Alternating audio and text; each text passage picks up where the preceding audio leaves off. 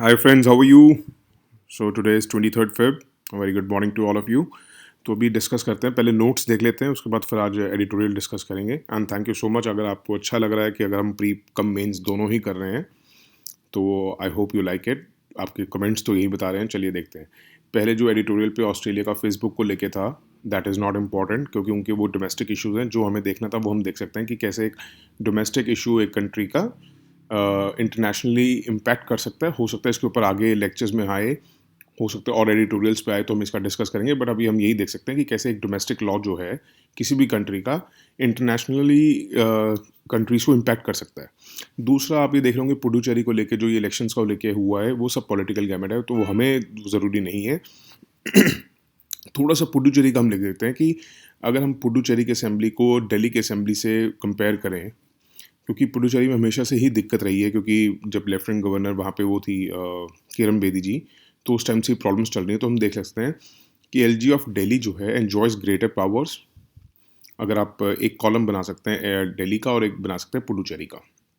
उसके बाद ये देखिएगा एलजी ऑफ दिल्ली जो है उसको गाइड करता है एनसीटी दिल्ली एक्ट जो 1991 की थी और transaction of business of government of NCT rules 1993. मगर जो एलजी ऑफ पुडुचेरी है it is guided by government of union territories act 1963. ये ज़रूर याद रखिएगा, ये इसका एक्ट अलग है, उस वो किसी और एक्ट में आता है. और उसके बाद article 239 and 239 A of the constitution और एनसीटी दिल्ली वो क्लियरली अंडरलाइन करती है role of the centre is more prominent and duty of Delhi. और एलजी का अगर हम याद रखिएगा दिल्ली असेंबली में कि दिल्ली असेंबली की जो पावर्स है वो except law and order and land वो कर सकते हैं, बट इन सब्जेक्ट्स पे सेंटर की चलती है. और मगर जहाँ पुडुचेरी असेंबली का क्वेश्चन आता है वो इस any issue under concurrent and state list वो लेजिस्लेट कर सकते हैं. हाँ, वो बात अलग है, अगर कोई लॉ जो उनका पास किया हुआ है वो पार्लियामेंट के अगेंस्ट है तो पार्लियामेंट का लॉ चलेगा.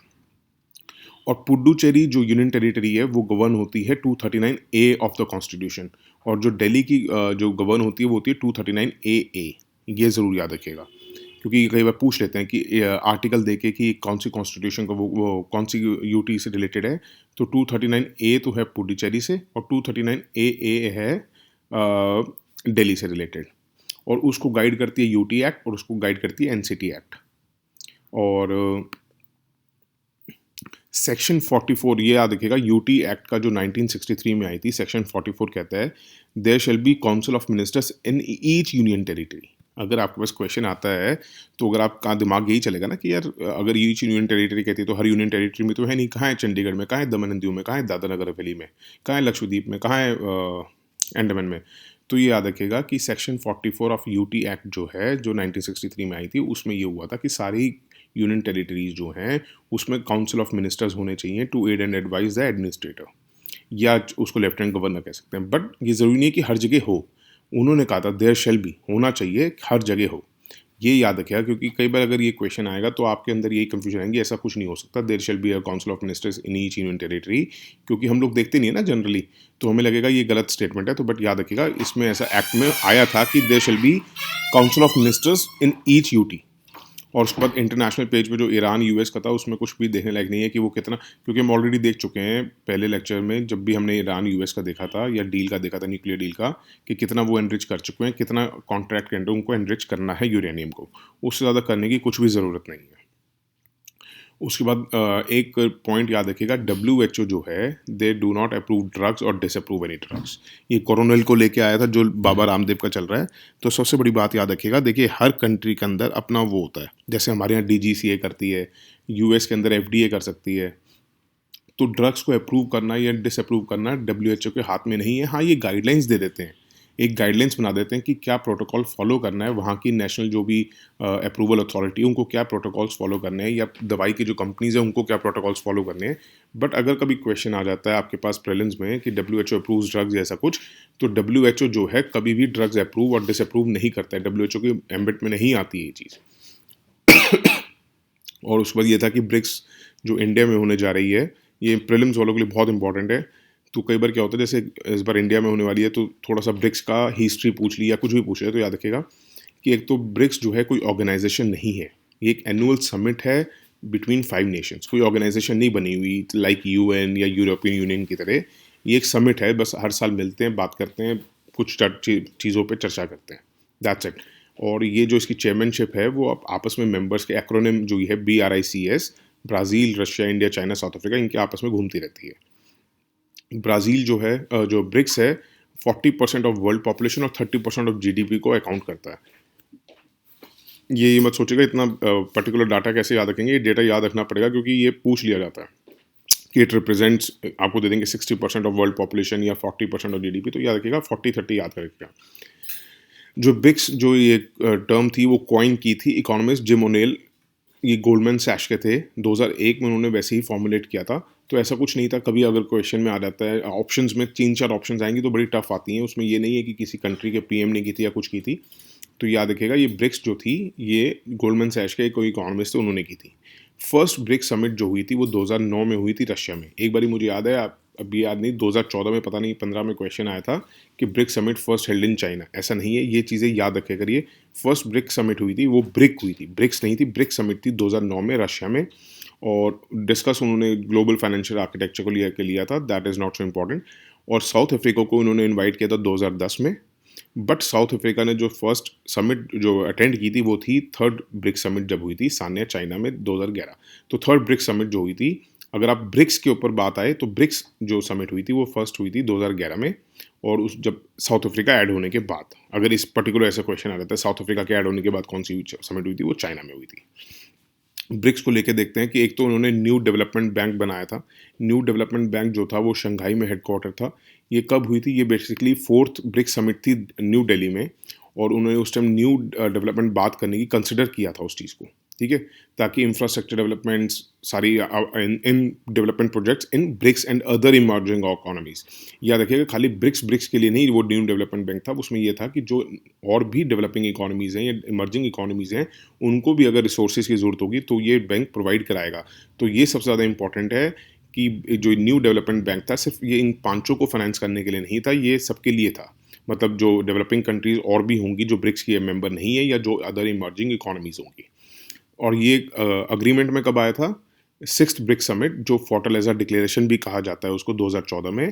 तो याद रखिएगा अगर फोर्टालेज़ा डिक्लेरेशन की बात आए तो फोर्टालेज़ा डिक्लेरेशन ये क्वेश्चन आया हुआ है, इसलिए मैं आपको दिखाया नहीं वो क्वेश्चन क्योंकि वो 2015 में या पता नहीं 14 में आया था और वो उस पर्सपेक्टिव से इम्पॉर्टेंट था। अब 2020 चल रहा है और 21 चल रहा है, तो उसमें फोर्टालेज़ा डिक्लेरेशन अगर आता है तो it is related to BRICS and it is related to new development bank of BRICS. और उस टाइम हमने ये एस्टैब्लिश किया था न्यू डेवलपमेंट बैंक। उसके की एरियाज ऑपरेशन के कौन से होने थे, clean energy, transport, irrigation, sustainable urban development, economic cooperation among the member countries. और उसके बाद इसमें सबसे बड़ी बात ये थी कि all the member countries possessing equal rights, कि सारी मेंबर जितने भी थे इन ब्रिक्स के सब मेंबर्स का इक्वल राइट्स थे। ऐसा अगर आपके पास आ जाता है कि according to the funds they are providing या उनकी पॉपुलेशन को लेके या उनकी इकोनॉमी के साइज़ के हिसाब से उन्होंने राइट्स रखे थे, ऐसा नहीं है। सब कंट्रीज़ के इक्वल राइट्स है, ये याद रखेगा। एक इन्होंने बनाया था कंटिजेंट रिजर्व अरेंजमेंट, तो ये क्या था, ये भी फोर्टालेज़ा डिक्लेरेशन में बनाया था इन्होंने, CRA 2014 में। याद रखिएगा ब्रिक्स जो फोर्टालेज़ा डिक्लेरेशन हुई थी उसमें तो न्यू डेवलपमेंट बैंक बना था और एक कॉन्टिजेंट रिजर्व अरेंजमेंट बना था। बेसिकली ये शॉर्ट टर्म लिक्विडिटी जो हम कहते हैं ना, बैलेंस ऑफ पेमेंट क्राइसिस हो गया था, करेंसी स्वैप, जो हमने इंडिया श्रीलंका के टाइम पे पूरा इसका लेक्चर बनाया था, वही चीज़ है ये कि आपस में बैलेंस ऑफ पेमेंट क्राइसिस अगर होंगे तो एक दूसरे से करेंसी हम स्वैप कर सकते हैं ताकि फाइनेंशियल स्टेबिलिटी बनी रहे। इसमें जो इनिशियल हमने कमिट किया था रिसोर्स कितने CRA में कितने पैसे डाले जाएंगे, वो था $100 बिलियन। ये 3 पॉइंट्स थे याद रखने के लिए। अब एडिटोरियल की बात करते हैं। ये तो देखिए प्रीलिम्स वालों के लिए बहुत इंपॉर्टेंट था, अच्छी तरह नोट कर लेना। उसके अलावा न्यूज़पेपर में आज ऐसा कुछ नहीं था। अब देखते हैं थोड़ा एडिटोरियल को डिस्कस करते हैं। ये एडिटोरियल है dealing with the bigger neighbour China. अब एक तो क्या होता है कि पर्टिकुलरली कभी भी ऐसा क्वेश्चन नहीं आएगा आपको कि इंडिया रिलेशन विद चाइना, ऐसा कभी कोई क्वेश्चन नहीं आता, ना आज तक आया है। उसमें क्या होगा कि पर्टिकुलरली ये आपसे पूछ लेंगे कि इंडिया के रिलेशंस विद इट्स नेबर्स या इंडिया की पॉलिसीज टुवर्ड्स इट्स नेबर्स, या ऐसा कुछ क्वेश्चन आएगा तो उसमें आप एक पैरा या 2 पैरा डोनेट कर सकते हैं चाइना के ऊपर। तो उसमें क्या, जैसे since 1993 India and China had arrived at a number of agreements to maintain a peace बनी रहे और कॉन्फिडेंस बना रहे आपस में। अब ये देखिए इसमें ना बड़े सारे वो दे रखे हैं कि 1993 से स्टार्ट होके जैसे agreement on maintenance of peace हुआ, फिर उसके बाद agreement between the government of India and government of China on confidence building measures 1996 में हुआ, फिर protocol between government of Republic, ये सारे हुए। आई डोंट थिंक कि आप लोगों को ये इतने सारे याद भी रहेंगे, और अगर आप लिख लेते हैं, याद भी रहते हैं, आप उस टाइम पेपर देते हुए आप इसको रिकॉल नहीं कर पाएंगे। आप बिलीव करिए, आप रिकॉल नहीं कर पाएंगे। तो याद रखिएगा, ये वैसे यहाँ पे मेंशन था कि बिटवीन 1993 एंड आप लिख सकते हैं मेरे कहने पे कि 1993 और 2013 के बीच में we have already had 5 agreements. ठीक है, नंबर ऑफ अग्रीमेंट्स इसमें लिख सकते हैं कि since 1993 till 2013 India and China had arrived eight number of agreements namely 5, bracket में लिख दीजिएगा, ताकि अगर इन केस, वैसे तो मैं पक्का बता रहा हूँ को 5 ही हैं, बट कई बार क्या होता है आपको उस टाइम याद रहे ना रहे, तो ब्रैकेट में अगर आप उसको मेंशन करते हैं ना नेमली 5 करके, या अगर, तो उसमें क्या होता है कि आपको लीवरेज मिल जाता है कि अगर ऊपर नीचे भी अगर आपका हो गया तो दिक्कत नहीं आएगी। हुए 5 ही मैं आपको बता रहा हूँ। अगर इन केस आप उस टाइम वहाँ भूल जाता, कोई याद नहीं रहता, 4 थे, 6 थे, 5 थे, तो आप उसको ब्रैकेट में मेंशन कर देना। उससे आपको क्या होगा कि वो इतना सीरियस आपके ऊपर ऑफेंस नहीं आएगा कि आपने गलत नंबर ऑफ मेजर्स उसको गलत करा है, नंबर ऑफ अग्रीमेंट्स को। तो उसमें वो ब्रैकेट में लिखने से क्या होता है, उनको याद आता है कि यार he is confuse but little sure कि हाँ ये है या नहीं है, तो आप मेंशन कर सकते हैं, बट इन ब्रैकेट नेमली 5 करके कर सकते हैं सिंस 1993 टिल 2013। उसके बाद आप ये लिख सकते हैं कि सम ऑफ द की फीचर्स जो हमने अग्रीमेंट्स में किए थे, उसमें हमने कहा था कि द बाउंड्री का जो भी क्वेश्चन होगा वो पीसफुली होगा, कोई भी साइड आपस में किसी भी फोर्स को यूज़ नहीं करेगी, और हम दोनों sides line of actual control को रिस्पेक्ट करेंगे। ठीक है, और अगर कहीं भी हमें लगता है एलएसी को लेके हमारे आपस में डिफरेंट व्यूज़ हैं, वो भी जो भी बात होगी वो कॉमन अंडरस्टैंडिंग से होगी, ना कि लड़ झगड़ के होगी। तो ये आप पॉइंट मेंशन कर सकते हैं। फिर उसके बाद ये भी है कि आप ये मेंशन कर सकते हैं कि उस एग्रीमेंट्स में ये भी था कि अगर कोई भी कंट्री, देखिए हमें पता है कि हम डिफरेंट कंट्रीज के साथ या खुद भी अपनी मिलिट्री एक्सरसाइजेस करते रहते हैं, तो उसमें हम लिखना चाहिए कि military exercises would be undertaken only at a specified levels, और हमें एक दूसरे को नोटिफाई करना होगा, नोटिफिकेशन देनी होगी कि हम यहाँ पे मिलिट्री एक्सरसाइज करने जा रहे हैं। उसके बाद आपको पता है कि एयरक्राफ्ट की भी ट्रेनिंग होती रहती है, तो हमें लिखना होगा कि हमने ये भी इसमें लिखा था कि combat aircraft with in 10 kilometre from the LAC, अगर कुछ चल रही है तो उसका प्रायर नोटिस देना होगा। और आपने देखा होगा जैसे गलवान में हुआ या डोकलाम में हुआ कि जब जो हमारे जवान हैं या उनके जवान जब आपस में आए तो लड़ना झगड़ना हो गया था। तो इसमें ये भी था उस एग्रीमेंट्स में कि if border personnels of the two sides come face to face due to the difference in alignment in LAC, they would exercise self restraint and avoid an escalation of the situation. Self restraint मतलब अपने आप को रोकेंगे। जैसे इस बार दिल्ली में जो किसान आंदोलन के टाइम पे हुआ जो भी, तो उसमें दिल्ली पुलिस की इतनी तारीफ क्यों हो रही है या इतना वो दंगा क्यों नहीं भड़का, क्योंकि सेल्फ रिस्ट्रेन उन्होंने फॉलो किया।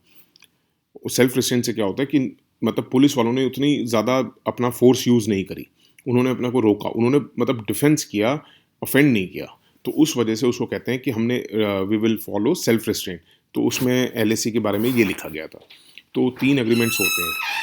आपको देखिएगा कि एक तो या तो मिलिट्री एक्सरसाइज को लेके कोई ना कोई झगड़ा होता है, या अगर कोई एयरक्राफ्ट वगैरह जा रहे हैं कॉम्बैट एयरक्राफ्ट तो झगड़ा होता है, या अगर होता है कि अगर आपस में फौजी टकरा गए। तो ये तीनों पॉइंट्स पे इस बारे में एग्रीमेंट्स में लिखा गया था। तो आप ये आराम से मेंशन कर सकते हैं कि सिंस 1993 5 एग्रीमेंट्स हुए हैं। ये एग्रीमेंट्स लिखने की ज़रूरत नहीं है, अगर आप लिखना चाहो तो आप वैसे ही रिकॉल नहीं कर पाओगे। 1 2 3 2 या 3 आप मुश्किल से याद कर पाओगे, उनका कोई फ़ायदा नहीं है। आप सीधा, और उसमें कोई प्रॉब्लम भी नहीं है। देखिए देख के लिख रहे हैं, उनको भी पता आप देख के नहीं लिख रहे हैं, और किसी भी आदमी को 5 एग्रीमेंट्स याद नहीं होंगे। अगर आप कोई मिनिस्टर भी स्पीच दे रहे हो तो वो देख के पढ़ेगा। तो आप लिख सकते हैं कि they have been many agreements namely 5, ऐसे कर सकते हैं, नंबरिंग 5। तो उससे इम्पैक्ट पड़ जाता है कि इनको पता है इन्होंने। और उसके बाद ये एग्रीमेंट्स के जो 3 पॉइंट्स मैंने बताए, ये आप बता सकते हैं कि ये 10 पॉइंट्स, 3-4 पॉइंट्स हमने इसमें इंक्लूड भी किए थे, जो हमारा एक बेसिकली इशू चलता आ रहा है उनके साथ। ठीक है, ये आप देखिए पर्टिकुलर इंडिया चाइना पे आए तो आप ये मेंशन कर सकते हैं। वैसे अगर हमारे नेबरिंग पॉलिसीज़ पे आए तो उसमें आप मेंशन कर सकते हैं। कहीं ना कहीं एसेज में अगर हम देखते हैं कि बॉर्डर डिस्प्यूट्स के लेके आता है, तो हम ये एक पैरा इसको डोनेट कर सकते हैं, तो बड़ा अच्छा लगेगा। डिवोट कह दो, डोनेट कह दो, donate is also a word, okay. और उसके बाद एक था adding have to diplomacy with some help from science. तो ये ना जैसे कई बार आ जाता है कि हम अपने इंटरनेशनल जो अफेयर्स में ये कई बार आ जाता है कि कैसे we can make more friends with our soft policy. Soft policy मतलब जैसे आपने देखा होगा योगा को लेके एक सॉफ्ट पॉलिसी हम क्रिएट कर सकते हैं हम अपने फ्रेंडली रिलेशंस बना के, या बॉलीवुड को लेके, या फ्रेंडली टर्म्स को लेके, जैसे हम समझ रहे हैं आप बात को। तो इसलिए आप इसमें एक उन पॉइंट्स में आप ये पॉइंट्स मेंशन कर सकते हैं, जैसे जैसे आएंगे I will give you points. ऐसा नहीं है आपको 50 पॉइंट्स मेंशन करने होते हैं, 6 से 7 पॉइंट्स मेंशन करने होते हैं। आज एक पॉइंट निकल गया, 365 दिन का न्यूज़पेपर होता है, ऐसा नहीं है कि आपको हर रोज़ का एक पॉइंट निकलेगा। जैसे आप ये एक पॉइंट में डाल सकते हैं इंडिया एंड फॉरेन रिलेशंस में, जैसे अभी आपने चाइना का बॉर्डर डिस्प्यूट का डाल लिया, इंडियन नेबर्स में आप ये वाला पॉइंट डाल सकते हैं कि ऑनगोइंग जो वैक्सीन मैत्री कैंपेन है हमारी, जिसमें हम अपने आसपास को ही नहीं दूर वाली नेबरहुड्स को भी साइंस एंड टेक्नोलॉजी से एडवांटेज लेके हम अपनी फॉरेन पॉलिसी को फर्दर कर सकते हैं। जैसे आपने देखा होगा कोविड-19 वैक्सीन, हम कोविशील्ड को वैक्सीन अपने नेबर्स को प्रोवाइड करा रहे हैं, दूर दराज के कनाडा वालों को भी प्रोवाइड कराया, ब्राज़ील को भी प्रोवाइड कराया। तो आप इसमें मेंशन कर सकते हैं कि देखिए कि ऑनगोइंग जो हमारी वैक्सीन मैत्री कैंपेन है, ये एक सॉफ्ट पॉलिसी है।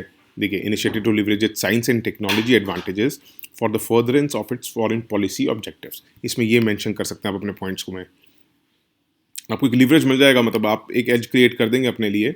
उसके बाद ये दूसरे ऑप्शन में आप यूज़ कर सकते हैं कि एज इंडिया थ्रू इट्स आत्म Bharat initiative attempts to secure maximum self-reliance through capacity building and creating an environment where science and technology can not only answer its own national needs and cross-border interests but also global challenges। तो अगर आपके ऊपर आत्म भारत के ऊपर अगर कोई question आता है, या आपको सेल्फ रिलायंट के ऊपर कोई क्वेश्चन आता है, ज़रूरी नहीं है कि आपको हर चीज़ में फॉरेन पॉलिसी के ऊपर ही क्वेश्चन आएगा तो आपने ये मेंशन करना है। अगर आपके ऊपर आत्मनिर्भर पे आ गया, या सेल्फ रिलायंस पे आ गया, या साइंस एंड टेक्नोलॉजी पे कोई क्वेश्चन आ गया, तो आप ये लिख सकते हैं कि एज इंडिया थ्रू इट्स आत्म भारत इनिशिएटिव हम अपनी सेल्फ रिलायंट तो बना ही सकते हैं अपने आप को, साइंस एंड टेक्नोलॉजी को नेशनल नीड्स से भी पूरा कर सकते हैं, but we can also meet global challenges. उसको ग्लोबल चैलेंजेस को थोड़ा सा हाईलाइट कर देना, थोड़ा बोल्ड में लिख देना। ये चीज़ें नोट होती हैं। देखिए, किसी के पास भी इतना टाइम नहीं होता वो एक एक लाइन आपकी पढ़े। वो देखिए, जो आप थोड़ा बोल्ड में लिखते हैं या अंडरलाइन करते हैं या उसको थोड़ा मार्किंग कर देते हैं, उससे आपके स्कोर आते ही आते हैं। मुझे आज भी याद है, जब मेरे मेंस में स्कोर आते थे तो मेरे को आदत थी कंपेयर करने की, मेरे कैसे आए कैसे नहीं।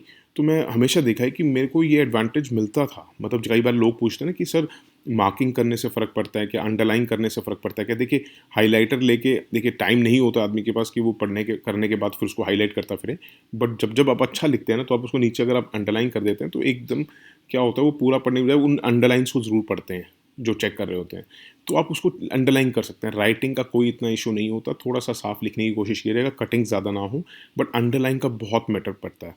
मैंने अपने स्कोर्स में देखा है कैसे मैं दूसरों से 10-15 पॉइंट्स, किसी किसी में 2 पॉइंट्स, किसी में 4 पॉइंट्स, किसी में 10 पॉइंट्स एक्स्ट्रा कैसे ले जाता था।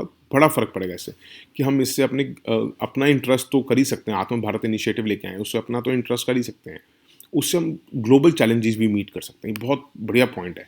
और एक फिर हम लिख सकते हैं कि ऑन गोइंग कोविड-19 crisis has presented the country a unique space to maintain mainstream science and technology in its domestic and foreign policies. कि कोविड-19 में जब सारी कंट्रीज़ अपने अपने डोमेस्टिक इश्यूज़ में उलझी हुई थी, कैसे हिंदुस्तान एक ऐसे उभरा है vaccine capital of the world के नाम से, कि जो उसने वैक्सीन्स बनाई हैं जो पूरे वर्ल्ड में सबको मिल सकती हैं। एक फॉरेन पॉलिसी में यूज़ कर सकते हैं आप ये लाइन को, आप अपने कंक्लूजन में यूज़ कर सकते हैं इसको, आत्मनिर्भर भारत में यूज़ कर सकते हैं, इंडिया की साइंस एंड टेक्नोलॉजी में इसको यूज़ कर सकते हैं। तो ये these are basically further points दे रहा हूँ मैं आपको, कैसे आप ये यूज़ कर सकते हैं। उसके बाद एक एडिटोरियल था सेडिशन के बारे में। Sedition lies in the fact not in the content.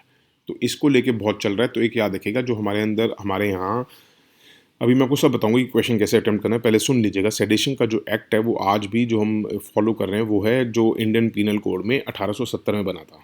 जो हमारा सेडिशन का एक्ट चल रहा है वो अभी भी जो हम लॉ फॉलो कर रहे हैं वो इंडियन पीनल कोड 1870 में जब हुआ था, जोड़ा था 124A, वो ही चल रहा है।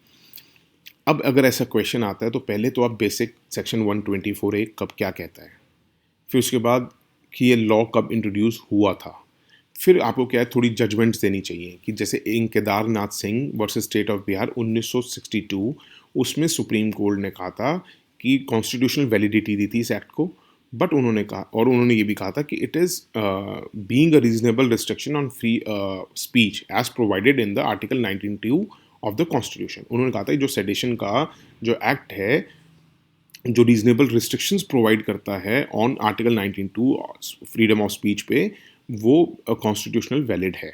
एक तो ये पॉइंट लिखना, थोड़े से प्रोज भी लिखने होते हैं, थोड़े कॉन्स भी लिखने होते हैं, वो भी अभी हम पढ़ेंगे।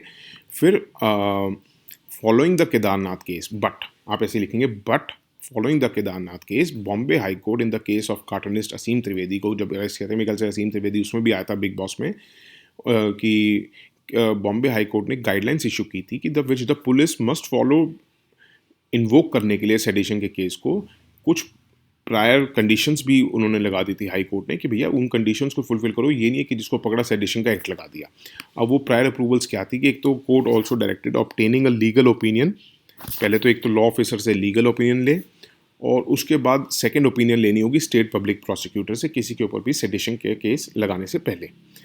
आप ये लिख सकते हैं पॉइंट। उसके बाद आप लिखेंगे कि अगर आप थोड़ा सा डेटा दीजिए, आपको मैं बता रहा हूँ ये डेटा याद करने में टाइम लगेगा, बट अगर आप रोज़ उसको रिवाइज करते रहेंगे ना, डेटा को याद हो जाएगा। तो याद रखिएगा, ये डेटा ज़रूर दीजिएगा जिस हिसाब से हम देख रहे हैं कि जितने एक्टिविस्ट अरेस्ट हो रहे हैं, कभी ये फार्म आंदोलन को लेके, मतलब इवन इंटरनेशनली ये बात चली गई है। तो इस जो ये मैं आप आर्टिकल बता रहा हूँ ये अच्छी तरह लिखिएगा कि नेशनल क्राइम रिकॉर्ड्स ब्यूरो का डेटा कहता है कि 2016 से 2019 तक जो सेडिशन केस अंडर 124A है वो 160% इंक्रीज़ हो गए हैं।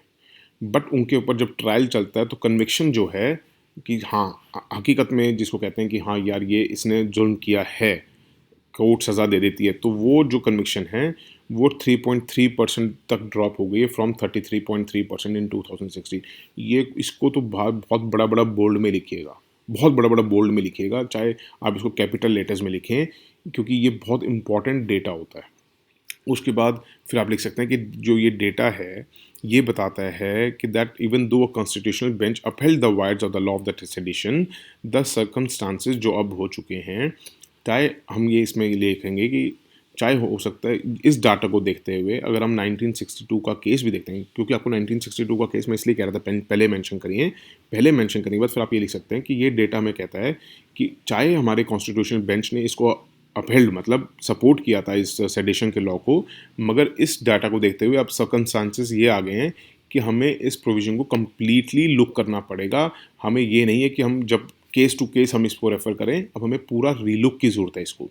क्यों की ज़रूरत है? क्योंकि in the internet age where we are all consumed by the social media, हर आदमी सोशल मीडिया पे है, और जो इन्फॉर्मेशन है पहले तो अखबारों की तरह फैलती थी, अखबारों से जाती थी, अब कोई अखबार पढ़ रहा है नहीं पढ़ रहा है, बट आज के टाइम पे तो हर आदमी के पास मोबाइल है, हर आदमी सोशल मीडिया पे है, तो बहुत तेज़ी से ये न्यूज़ फैलती हैं। तो पब्लिक डिसऑर्डर जो अब होने लगा है वो एक अपने आप में ही क्वेश्चन है।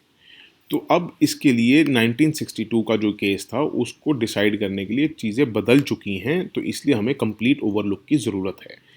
एक पॉइंट इसको ओवरलुक करने की क्यों ज़रूरत है कि जो यूके ने, जिसने हमारे लिए ये लॉ बनाया था 1870 में, उसने खुद ही ये रिपील कर दिया ऑफेंस, ख़त्म कर दिया ये ऑफेंस 2010 में, और इंडिया आज भी उसी लॉ पे चिपका हुआ है। दूसरा आपको ये हाईलाइट करके लिखना होगा कि 2018 में लॉ कमीशन ऑफ इंडिया, देखिए जब आप बड़ी बड़ी इंस्टीट्यूशंस, बड़ी बड़ी गवर्नमेंट की इंस्टीट्यूशंस जो हैं या जो हमारी कॉन्स्टिट्यूशनल बॉडीज़ हैं उनका रेफरेंस दे के जब लिखती हैं ना, तो आपको ज़रूर एक एज मिलेगा। तो आपको एक बोल्ड में लिखना है कि 2018 लॉ कमीशन ऑफ इंडिया ने भी कहा था कि how far it is justified to retain section 124A, ये करके, और एक क्वेश्चन मार्क ज़रूर लिखिएगा कि लॉ कमीशन ऑफ इंडिया ने भी सवाल उठाया था सेडिशन लॉ पे, और एक ऐसे क्वेश्चन मार्क करके लिखेगा।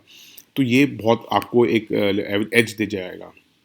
उसके बाद अगर देखिए किसी को याद रहे, क्योंकि क्या होता है, क्योंकि मैं बड़े ये पॉइंट्स मेंशन करता था अपने उसमें पेपर में, तो अब मुझे नहीं पता किस चीज़ के नंबर मिलते थे, मैंने कभी पेपर तो खुलवाया नहीं है स्कूल में जैसे खुलवा लेते थे लोग, but I don't know, but मैं लिखता ज़रूर था।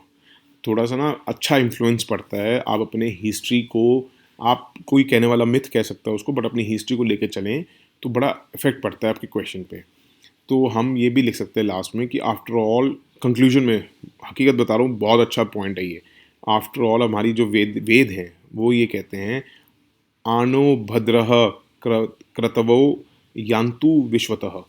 आप, मुझे पता ये नहीं लिख पाएंगे तो ये लिख सकते हैं, let noble thoughts come to us from all directions, कि हमारे हिंदुस्तान की वेद की जिसको हम पूजते हैं उसमें भी लिखा गया है कि अच्छे विचार, अच्छे सोच कहीं से भी आने दो, उसका स्वागत है। ऐसा नहीं है कि पर्टिकुलर गवर्नमेंट ही या गवर्नमेंट की फंक्शनरीज ही बता सकते हैं कि देश के लिए क्या अच्छा है। एक रिक्शा चलाने वाला भी, एक चाय बेचने वाला भी हमें बता सकता है कि देश के लिए क्या अच्छा है। तो जितने थॉट्स आ रहे आने दो, फिर हम फिल्टर कर सकते हैं। तो ये आप पॉइंट मेंशन कीजिएगा, आपको मैं बता रहा हूँ ये क्वेश्चन ज़रूर आएगा इसके ऊपर, घुमा फिरा के आए चाहे कैसे भी आए, ऐसे में आए। लास्ट में कंक्लूजन में ये ज़रूर लिखना, ज़रूर लिखना, ठीक है। उसके बाद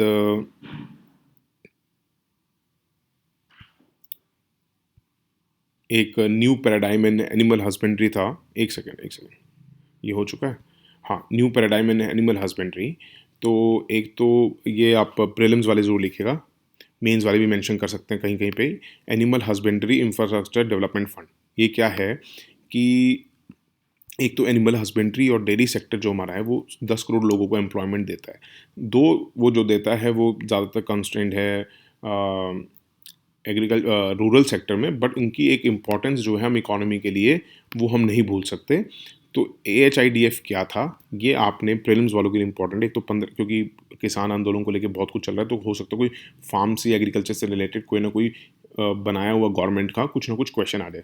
तो AHIDF जो है 15, क्योंकि ये कोरोना के टाइम पे बना था ये फंड, तो 15,000 करोड़ का फंड है। इसमें जो है एलिजिबल जो लोन अमाउंट दिया जाएगा, जितना आपका खर्चा आ रहा है उसका 90% लोन अमाउंट दिया जाएगा। 3% का आपको इंटरेस्ट सब्वेंशन, मतलब अगर 9% की ब्याज दर चल रही है तो 3% का इंटरेस्ट सब्वेंशन, मतलब आपको 6% ही ब्याज देना पड़ेगा।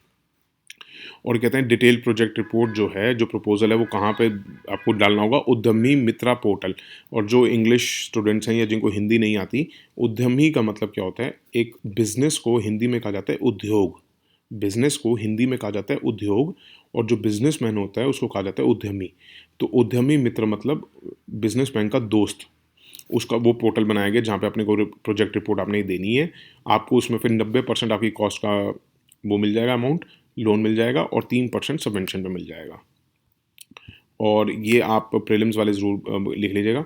और उसके बाद आप मेंस वाले क्या है, जैसे आप इस पॉइंट को मेंशन कर सकते हैं, कभी भी कुछ गवर्नमेंट को लेके, पॉलिसीज़ को लेके या इकोनॉमी को लेके क्वेश्चन आता है तो आप ये पॉइंट मेंशन कर सकते हैं कि ऐसे ऐसे HIDF फंड भी बनाया है गवर्नमेंट ने। और उसके बाद considerable potential to increase the productivity of cattle specially by enhancing the quality of animal feed. ये पॉइंट मेंशन कर सकते हैं कि एनिमल की क्वांटिटी, हम जो सपोज करिए गाय भैंस जो दूध दे रही है उसकी हम क्वालिटी कैसे बढ़ा सकते हैं, क्वांटिटी कैसे बढ़ा सकते हैं, या जो मुर्गों की क्वालिटी क्वांटिटी कैसे बढ़ा सकते हैं कि उनकी फीड इम्प्रूव करके। और आप ये लिख सकते हैं फिर उस बात कि सिर्फ इसका इकोनॉमिक बेनिफिट नहीं है, न्यूट्रिशनल बेनिफिट भी है, क्योंकि 4th largest chicken meet producer है हम लोग, और 2nd लार्जेस्ट एग प्रोड्यूसर हैं वर्ल्ड के। याद रखिएगा, सबसे बड़े हम नहीं हैं इन दोनों चीज़ों में, ठीक है। और हम कह सकते हैं चीपेस्ट सोर्स ऑफ प्रोटीन है ये चिकन मीट, और विद एग्स बीइंग इंट्रोड्यूस्ड कि तो हमारी, हम ये भी लिख सकते हैं कि हमें इसलिए भी बढ़ाने की ज़रूरत है क्योंकि एग जो है, आप कई स्टेट्स में, कई आंगनवाड़ी में देखेंगे कि इसको पार्ट बनाया है मिड डे मील का भी, ताकि हम न्यूट्रिशनल बेनिफिट्स दे सकें अपनी बच्चों को। और उसके बाद एनहांस इंफ्रास्ट्रक्चर जो है कि can make processing units more energy efficient भी बना सकते हैं। मैंने आपको बताया था ना कि आपको क्वेश्चन को जो लिंक करना है उसको ज्योग्राफी से भी करना है, हिस्ट्री से भी करना है, इकोनॉमी से भी करना है, साइंस से भी करना है, पॉलिटी से भी करना है, फिर उसके बाद करंट दिखाना है। तो उसमें इंफ्रास्ट्रक्चर की हम इसको इन्हांस क्यों कर रहे हैं, इससे हमारे कार्बन फुटप्रिंट भी कम होंगे। कार्बन फुटप्रिंट कैसे कम होंगे, जब हम अपना इंफ्रास्ट्रक्चर ऐसे बनाएंगे जिसमें कम बिजली यूज़ हो, ज़्यादातर ग्रीन हाउस टाइप में ना गैसेस निकलें, तो उससे क्या हमारा कार्बन फुटप्रिंट भी एनर्जी एफिशिएंट हो, तो उससे कार्बन फुटप्रिंट हमारा कम होगा, ठीक है। तो दैट्स इट फॉर टुडे। अच्छी तरह कर लेना, और ये जो मैंने आपको थोड़ा सेडिशन का बताया ये बहुत अच्छी तरह कर लेना।